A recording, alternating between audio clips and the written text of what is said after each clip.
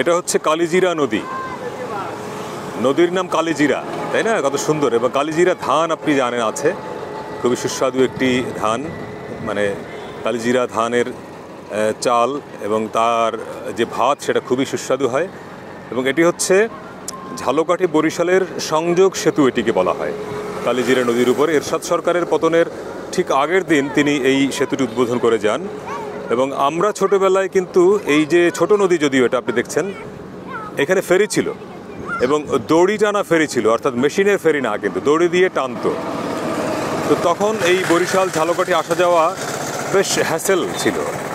ঝালকাঠি শহর বরিশাল শহর মাঝখানে দূরত্ব মাত্র 16 কিলোমিটার, কিন্তু আমরা ছোটোবেলায় দেখেছি এই 16 কিলোমিটার আসতে যেতে কিন্তু সময় লাগতো। এখন ঝালকাঠি শহর থেকে বরিশাল শহরের যেতে লাগে মাত্র 30 মিনিট, বা আমরা এখন মোটরসাইকেলে যাচ্ছি, আমারও তো 20 মিনিট লাগবে ম্যাক্সিমাম, 16 কিলোমিটার তো বেশি লাগে না।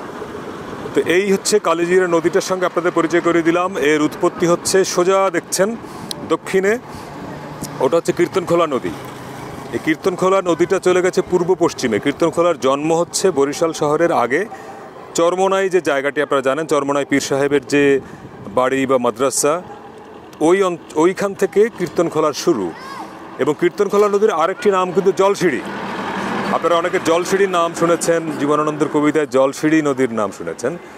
বেসিক্যালি জলসিঁড়ি নামে কোনো নদী কিন্তু নাই, এই কীর্তনখোলারই আর একটা নাম হচ্ছে জলসিঁড়ি।